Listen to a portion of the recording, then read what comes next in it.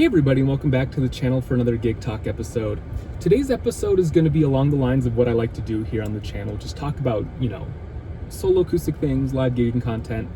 But today's video is going to be a little bit more of a rant. And if you are new here, typically the videos aren't like this, but today's subject matter is going to be a little bit more of a rant about something. And that something is going to basically be how playing for free or really cheap is hurting your live music scene and other musicians. And I stumbled across basically a post that was made by a musician here locally at a place that I've actually performed at before, quite a few years ago. And basically this person was saying how this venue or this establishment, the owner, was basically getting away with bringing on and paying nothing or very little, I forget what he had said, to the musicians. And also the fact that he was telling other local establishments that had live music that they shouldn't be paying nearly as much as what they were paying for live music. And basically, I guess the long story short was, he was saying how, I pay my musicians just however much, or basically I get these musicians for free, you don't have to be paying as much as you're paying. And that's really hurting live music. So it kind of got me thinking how obviously you've got scenarios and examples like that of establishments just trying to get away with paying nothing and trying to get music, or paying very little and basically getting really, I guess we could say, really needy musicians. Musicians that I was at that point too at one point, years ago when I first started, where you would take any gig just because you need the experience and you want to get out there. And sometimes that comes at a cost. Sometimes that comes with no pay, which I've talked about in other Gig Talk episodes, or very, very low pay.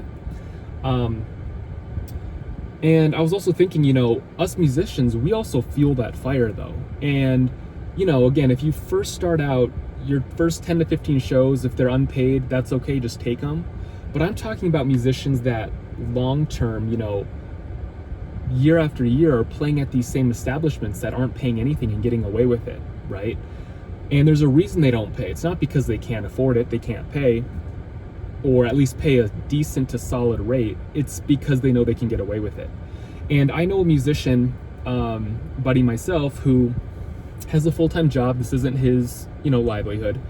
And he wants it to be though. He's told me before that he wants to be able to basically play out live for a living with his band. I think he plays in a 3 or 4 piece band, and but he always seems, every time we talk, he always seems to complain about the live music, because he plays at 2 or 3 venues, maybe once a month, every single month, and one of them doesn't pay anything, 2 of them pay the band maybe $50, and they have to split $50 4 ways, and it's just like he's tired of it, he's over it.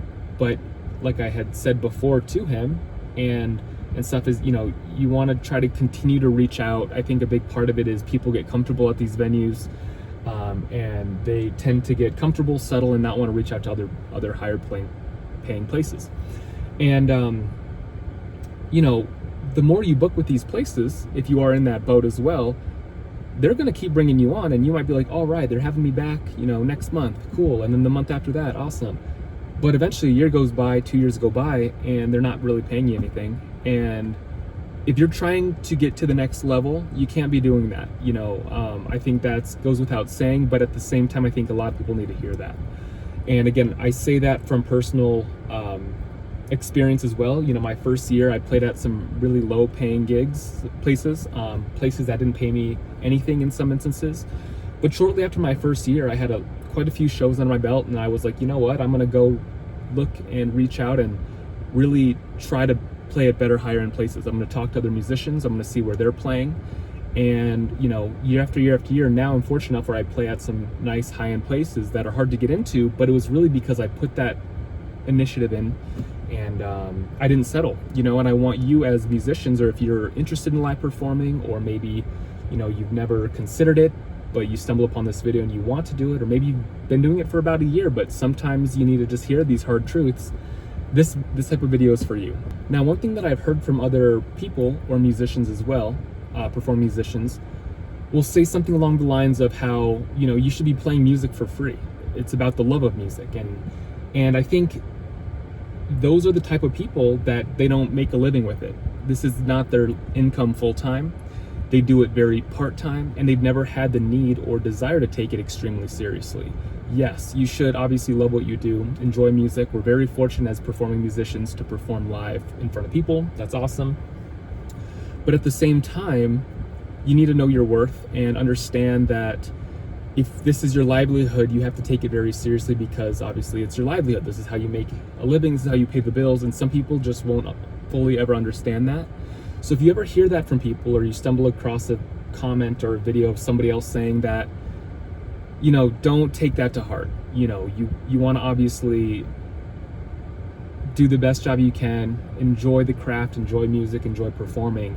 But if it's your livelihood, like it is for me, performing and teaching guitar lessons full time, you got to take it to the next level. And sometimes it's not about just the enjoyment of playing, even if it's for free. It can't always just be about playing for free. Now, how this can hurt other musicians, especially if in your local city or where you play, is if you've got an establishment that basically has music once or twice a week and pretty much gets away with paying really nothing, roughly, to their musicians, the musicians that are wanting to push forward and kind of trailblaze for other musicians and for higher paying gigs for performers in their city or in their state, or even themselves if they're a full-time working musician, they're not going to get booked. They're not going to get gigs because these places know that they can get away with paying these other musicians, even if they're at a very low level.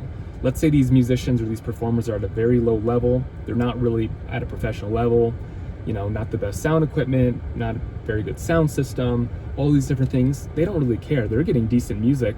When people are coming in for food and drinks, they're not really too involved into the music. They're listening a little bit, but they're just more there for the enjoyment of the evening.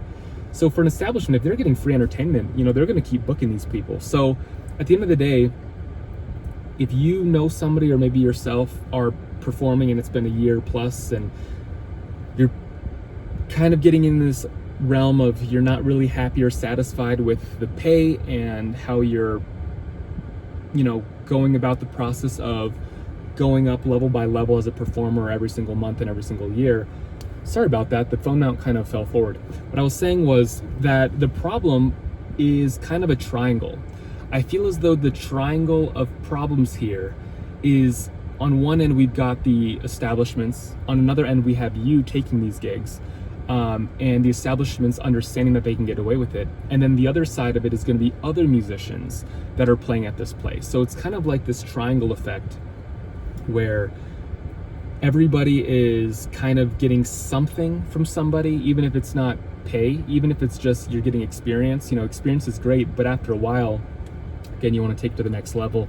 And I think that also kind of comes down, I'll make this my last point, is self-worth and self-understanding of where you are and where you want to be.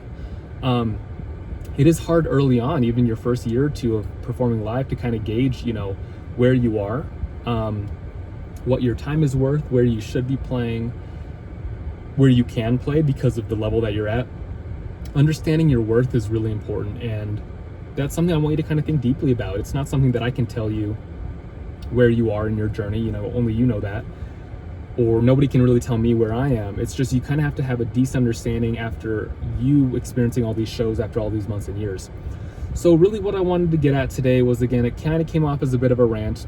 These gig talks aren't really meant to be that way, but I had seen this post pop up and somebody basically talking about the live music scene in my city, in a place that I've played at before, and I know a gentleman that literally plays at this place somewhat regularly. And I know places that I stay away from because of this very reason, but at the end of the day, if these places are going to get free music, they're going to get free music or cheap music, and it's really up to the musicians whether they put their foot down and understand their worth and find, hopefully they want to take their show and their performance to the next level, but some people just don't. But I just feel like overall this is kind of hurting your local live music scene, depending on where you live, state or city. I think it's found everywhere. And those are just my thoughts, something to think about. Again, if you're in that boat and you are a little bit confused, maybe you're feeling a little bit down because, again, you're maybe not getting paid what you feel like you're worth. Maybe you're not. You probably aren't. So just take that to heart, think about it. Hopefully you understand the things that I'm talking about today. And I would like to hear what you have to say in the comments. Let me know what your thoughts are. I have a few of you guys that love to comment on these videos. It's awesome to see. I love to always reach back out to you and tell you my thoughts afterwards. But if you do like videos like this and you do want to see more content from the channel every single week, just make sure to subscribe. It helps us a ton. We're still a small and growing channel, but we're getting up there closer and closer to 2,000 subscribers. But again, if you like content like this, just make sure to subscribe, and I will see you guys next time.